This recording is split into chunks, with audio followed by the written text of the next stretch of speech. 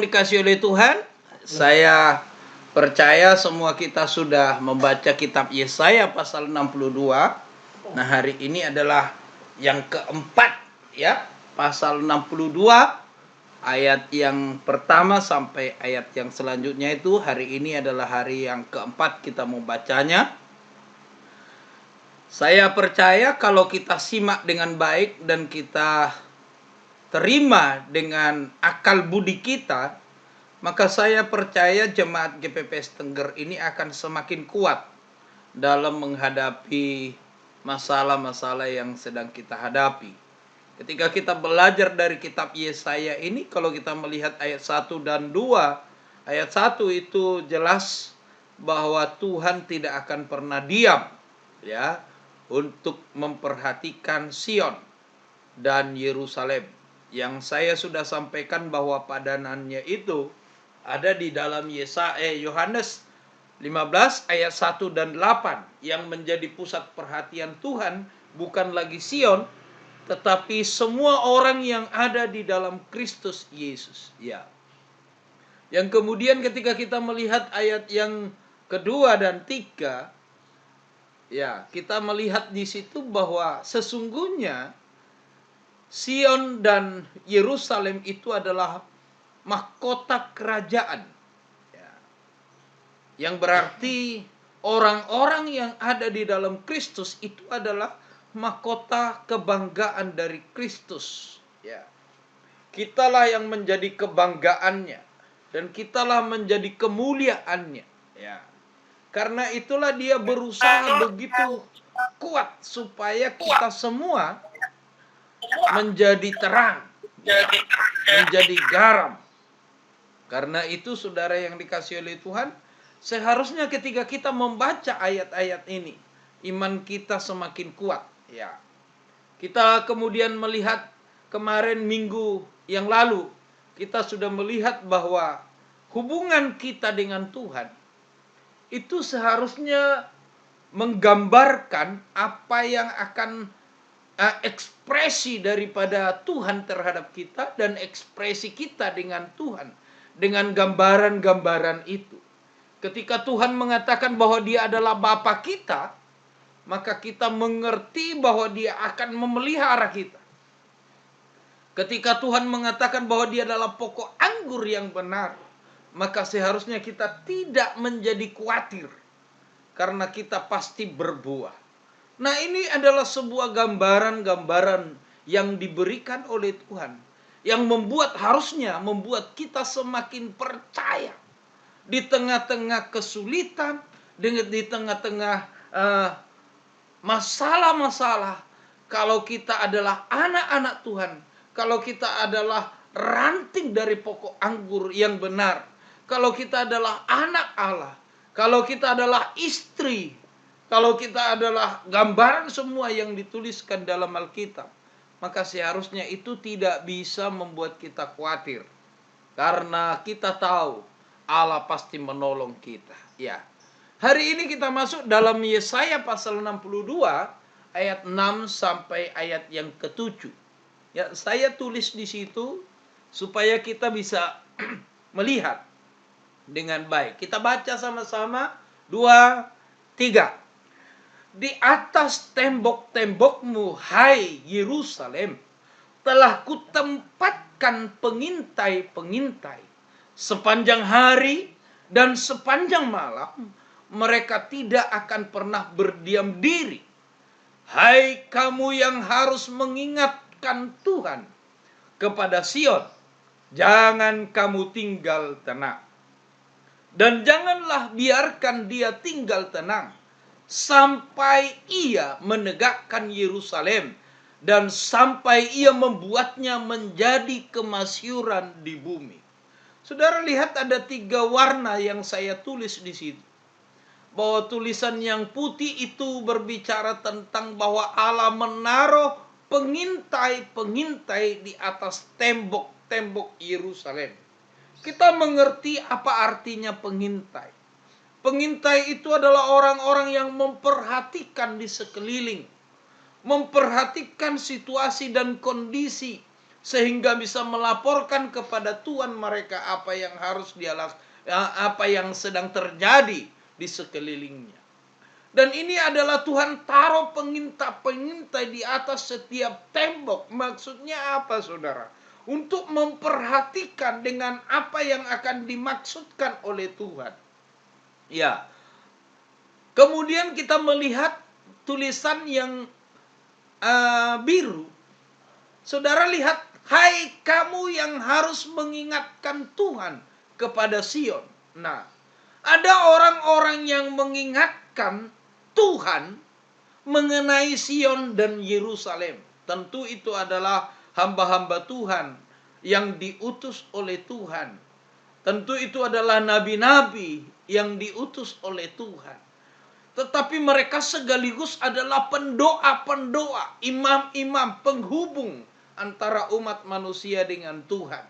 Dan itu ditaruh oleh Tuhan. Dia jelas-jelas berkata, hai kamu yang harus mengingatkan Tuhan kepada Sion, jangan kamu tinggal tenang. Nah, ini perintah Tuhan bahwa mereka tidak boleh tinggal tenang. Jadi ketika kita melihat ayat pasal 7 yang bertulisan putih itu, yang ketika kita melihat yang bertulisan putih itu, berarti pengintai-pengintai itu adalah hamba-hamba Tuhan yang ditaruh di situ menjadi pendoa. Ya. Yang mendoakan, yang mengingatkan Tuhan apa yang harus Tuhan lakukan mengenai Sion. Apa yang harus Tuhan lakukan mengenai keturunan Abraham. Apa yang harus dilakukan mengenai keturunan Daud. Apa yang harus dilakukan mengenai tanah Kanaan yang dimiliki oleh Tuhan, yang diserahkan kepada bangsa itu. Jadi ayat itu sedang membuat kita sebuah pengertian di mana memang Tuhan tidak bisa berdiam diri. Ya. Sebelum Tuhan menyatakan apa yang harus dia lakukan. Ayat yang kuning itu, tulisan yang kuning itu, dan janganlah biarkan dia tinggal. Ya, kalau yang biru itu berbicara tentang pendoa tidak boleh berhenti berdoa. Ya, tidak boleh berhenti melakukan sesuatu, tidak boleh berhenti mengingatkan Yerusalem dan Sion. Maka tulisan kuning itu jelas mengatakan bahwa mereka harus mengganggu Tuhan. Mereka harus mengganggu Tuhan, memberikan gangguan terhadap Tuhan. Tentu kalau kita baca Lukas 18, itu mengenai doa. Ya. Kalau kita mengingat perumpamaan seorang janda yang berdoa, yang minta kepada hakim yang lalim. Apa yang ditulis di situ, daripada orang ini mengganggu aku, baiklah aku membenarkan. Camkanlah apa yang dikatakan hakim yang lalim itu. Jelas ayat itu berkata bahwa doa itu mengganggu Tuhan supaya dia melakukan sesuatu. Ya. Jadi tulisan yang kuning itu jelas bahwa pendoa-pendoa ini mengganggu Tuhan untuk berdoa. Untuk supaya Tuhan melakukan apa yang ingin dilakukan oleh Tuhan. Dan apa yang harus dilakukan sampai ia menegakkan Yerusalem dan sampai ia membuatnya menjadi kemasyuran di bumi. Jadi saudara lihat ayat ini jelas sekali bahwa Yerusalem itu akan menjadi kemasyuran di bumi. Orang-orang yang ada di dalam Kristus itu akan menjadi kota yang terletak di atas gunung. Kota yang terang. Kota yang menjadi garam.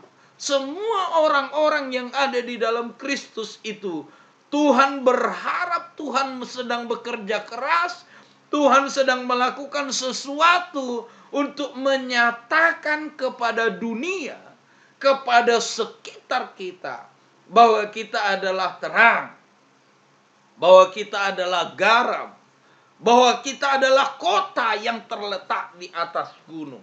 Jadi ayat ini jelas, saudara yang dikasihi oleh Tuhan.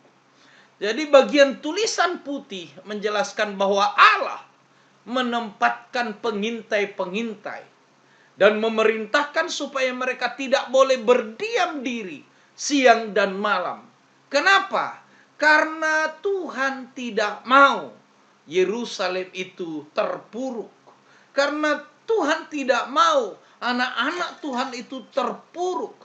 Tuhan mau mereka menjadi terangnya itu bercahaya seperti terang, ya. Dan kalau kita melihat kalimat selanjutnya yang sudah saya katakan tadi, tugas mereka adalah untuk mengingatkan Tuhan supaya Tuhan menegakkan Yerusalem dan membuatnya menjadi kemasyuran di bumi. Jadi ini adalah salah satu action yang dilakukan Allah untuk mewujudkan janji Tuhan yang ada di dalam ayat 1. Bahwa Tuhan tidak bisa berdiam diri sampai Tuhan melihat kebenaran Sion dan Yerusalem bercahaya. Ya. Ini adalah sebuah penegasan kembali. Ayat 6, ayat 7 itu menegaskan kembali kepada kita bahwa kita ini adalah pusat perhatian Tuhan, karena Dia ingin melakukan sesuatu kepada kita supaya terang kita, supaya kebenaran kita. Kebenarannya apa? Bahwa anak-anak Tuhan ada di tangan Tuhan. Kebenarannya apa? Bahwa anak-anak Tuhan adalah perhatian Tuhan. Kebenarannya apa? Biarpun langit bergoncang, bumi bergoncang, tetapi anak-anak Tuhan ada di dalam pemeliharaan Tuhan. Itu adalah kebenarannya, saudara. Makanya Daud bisa berkata, dahulu aku muda, sekarang aku sudah menjadi tua, tidak pernah melihat orang benar itu meminta-minta. Dia sampai mengarang Mazmur 23 yang berkata bahwa gada Tuhan dan tongkatnya itu memelihara. Ya. Dia akan membimbing kita ke air yang jernih. Dia membawa kita ke rumput yang hijau. Itu adalah domba. Jadi ketika kita adalah dombanya Tuhan, percayalah hari ini Dia akan membawa kita ke rumput yang hijau. Rumput yang hijau itu yang berguna bagi pengalaman kita, bukan enak dalam tubuh. Ya. Tetapi berbicara tentang kebutuhan hidup kita. Ketika kita adalah domba, percayalah bahwa hari ini Dia membawa engkau ke air yang jernih. Jadi saudara melihat bahwa ayat ini sekali lagi, sebenarnya ketika kita belajar ayat ini, wow, kita adalah orang-orang yang luar biasa. Kita adalah orang-orang yang sangat diperhatikan oleh Tuhan. Sampai-sampai kita bisa melihat Yesaya pasal 62 ini dengan terang-terang. Tuhan menyatakan apa yang Tuhan inginkan dalam setiap kehidupan kita. Berarti harus ada pengintai-pengintai yang bekerja siang dan malam. Nah, saudara, siapa yang mau jadi pengintai? Siapa yang mau jadi pendoa? Ya. Ini harus kita perhatikan. Ini Tuhan mengharapkan setiap orang-orang benar, orang-orang percaya itu bukan lagi memikirkan dirinya sendiri. Tetapi harus memang ada pengintai-pengintai. Nah, itulah sebabnya Tuhan menempatkan orang-orang tertentu. Ya. Tuhan menaruh gembala. Ya. Itu adalah pengintai-pengintai yang diberikan oleh Tuhan di setiap tembok-tembok orang-orang percaya. Ya. Jadi Tuhan menaruh pengintai-pengintai, Tuhan menaruh nabi-nabi, Tuhan menaruh guru, ya. Tuhan menaruh penginjil untuk membangun jemaatnya. Sampai jemaat itu menjadi jemaat yang benar. Intinya Tuhan ingin kita menjadi terang. Tuhan ingin kita menjadi garam. Ya. Tuhan menaruh itu semua supaya kita bisa menjadi terang. Tempo hari saya sudah mengatakan Tuhan memberikan Kristus kepada kita menjadi pokok anggur yang benar. Supaya apa? Supaya kita bisa melekat kepada Dia dan kita bisa berbuah banyak, saudara. Tuhan memberikan firman kepada kita. Ya. Yaitu apa yang kita pelajari hari ini. Bukan komentar, tetapi memahami firman Tuhan. Ada banyak orang membaca ayat kemudian mengkomentari. Ya. Ada banyak orang membaca Alkitab tetapi mengkomentari. Tidak memahami isinya kemudian untuk melakukannya. Hanya mengkomentari dan menjadi sesuatu ada di dalam pikiran mereka. Tapi kita jelas kita memahami, mengerti firman Tuhan. Hari ini saya ingin berkata kepada saudara, seharusnya jemaat GPPS Tengger tidak boleh menjadi lemah. Dalam setiap pengalamanmu percayalah, kalau hari ini engkau merasa tidak enak, tapi sesungguhnya kalau itu dari Tuhan, itu adalah rumput yang hijau. Berguna untuk imanmu. Berguna untuk engkau menjadi orang yang benar di hadapan Tuhan. Kalau hari ini apa yang kau alami mungkin tidak seindah yang kamu bayangkan. Tetapi percayalah itu adalah air yang jernih, yang menyegarkan jiwa. Ya, yang menyegarkan jiwa. Bukan menyegarkan pengalaman, tetapi membentuk diri kita menjadi sesuatu yang benar. Sampai Tuhan melihat kebenaran kita bersinar seperti cahaya. Jadi saudara yang dikasihi oleh Tuhan, Tuhan menaruh pengintai-pengintai. Tidak secara kebetulan Tuhan memberikan pengajaran kitab Yesaya ini kepada kita selama 3 tahun ini. Dan saya percaya itu adalah bagian dari rencana Tuhan untuk membentuk jemaat GPPS Tengger. Untuk membentuk kita. Supaya kita kelak menjadi garam dunia. Kota yang terletak di atas bukit. Kita akan menjadi orang-orang yang ternama. Kita akan menjadi orang-orang yang bisa dipanuti oleh semua orang. Karena itu saudara yang dikasihi oleh Tuhan, sekali lagi, kalau engkau percaya Allah adalah Bapamu, maka percayalah engkau akan dipelihara. Kalau engkau percaya Yesus adalah pokok anggurmu, percayalah engkau pasti menerima asupan supaya engkau berbuah. Ya. Kalau engkau percaya bahwa Yesus adalah gembala yang baik, percayalah seluruh apa yang kau alami hari ini itu sedang membawa engkau kepada suatu kebenaran. Karena itu saudara yang dikasihi oleh Tuhan, dengarkanlah pengintai-pengintai itu. Ya. Jangan biarkan telinga kita hanya mendengar, tapi hati kita tertutup. Jangan biarkan telinga kita mendengar, mata kita melihat laptop, tapi pikiran kita tertutup. Karena itu saudara yang dikasihi oleh Tuhan, dengarkan baik-baik. Pagi hari ini firman Tuhan berkata, bahwa Tuhan menaruh pengintai-pengintai. Untuk apa? Supaya kita menjadi orang yang benar di hadapan Tuhan. Ya, sekali lagi kita baca ayat itu. Di atas tembok-tembokmu, hai Yerusalem, telah kutempatkan pengintai-pengintai. Sepanjang hari dan sepanjang malam. Mereka tidak akan pernah berdiam diri. Hai kamu yang harus mengingatkan Tuhan. Ya. Kepada Sion. Hai kamu yang harus mengingatkan Tuhan tentang Sion atau kepada Sion. Jangan kamu tinggal tenang. Dan janganlah biarkan kalau kata dia saya ganti dengan kata Tuhan. Dan janganlah biarkan Tuhan tinggal tenang.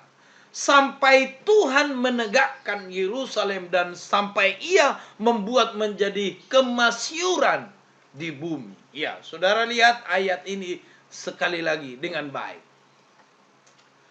Ini adalah perintah Tuhan untuk para penjaga yang diberi. Ya, saudara perhatikan sekali lagi. Kalau yang tadi saya sedang menegakkan bahwa Tuhan menaruh pengintai-pengintai supaya dia bisa melakukan tugasnya, yaitu membuat Sion dan Yerusalem menjadi kebenaran. Tapi bagian ini saya ingin menegaskan kepada kita bahwa ada penjaga-penjaga yang diberikan Tuhan kuasa untuk mengingatkan Tuhan. Ya. Ada orang-orang tertentu yang diberikan Tuhan kuasa. Ada orang-orang tertentu yang diberikan Tuhan kepercayaan, kuasa untuk mengingatkan Tuhan. Itulah sebabnya bagi orang-orang percaya mereka adalah pendoa-pendoa yang luar biasa. Saudara ingat apa yang ditulis Yakobus? Yakobus berkata Elia adalah orang biasa, sama seperti kita. Ya. Nah, ini adalah tugasnya orang-orang percaya. Ketika engkau sudah lahir baru, engkau tidak hanya sekedar menjadi manusia biasa. Engkau tidak hanya sekedar menjalankan tugas-tugas kehidupanmu. Engkau tidak hanya sekedar menjalankan perjalanan hidupmu di dalam firman Tuhan. Tetapi saya ingin tegaskan sekali lagi kepada saudara, ketika engkau sudah menjadi lahir baru, engkau punya tugas yang kedua, yaitu pendoa. Ya. Sekali lagi, ketika engkau menjadi orang percaya, ketika engkau telah lahir baru, ketika engkau menerima Kristus sebagai Tuhan dan Juru Selamat, ada tugas yang kedua yang harus engkau mengerti siapa engkau, yaitu pendoa. Ya. Hari ini saya ingin berkata kepada saudara, walaupun dalam lingkup tertentu, setiap orang percaya itu adalah pendoa. Kalau ada orang tua yang tidak pernah menangis berdoa buat anak-anaknya, dia bukanlah anak Tuhan. Dia bukan anak Tuhan. Sebab anak Tuhan itu adalah pendoa. Ya. Kalau ada anak-anak Tuhan yang melihat orang tuanya susah, orang tuanya belum percaya kepada Tuhan, keluarganya belum percaya kepada Tuhan dan tidak pernah menangis berdoa, saya ingin katakan kepada saudara, engkau belum jadi anak Tuhan. Sebab anak Tuhan itu memiliki dua hal. Yang pertama, dia akan menjalani hidupnya sesuai dengan firman Tuhan. Dia akan menjalani hidupnya sesuai dengan kehendak Tuhan. Tetapi yang kedua, dia adalah seorang pendoa. Dia adalah seorang yang harus melakukan tanggung jawabnya, penjaga. Dia adalah penjaga-penjaga yang diletakkan oleh Tuhan di dalam kehidupannya, walaupun ada lingkup tertentu. Ya, saya sebagai suami harus mendoakan istri dan anak-anak saya. Saya sebagai anak harus mendoakan orang tua saya. Saya sebagai keluarga harus mendoakan keluarga-keluarga yang lain. Tetapi sebagai gembala, saya juga berdoa buat seluruh sidang jemaat Tuhan. Sebagai ketua di Punguan Lumban Raja, saya juga berdoa buat mereka. Sebagai bangsa dan negara, saya juga berdoa buat bangsa dan negara. Tetapi dalam hal itu juga saya berdoa buat diri saya sendiri, supaya saya bisa hidup sesuai dengan firman Tuhan. Nah, saudara perhatikan, ini penting kita pahami, ya.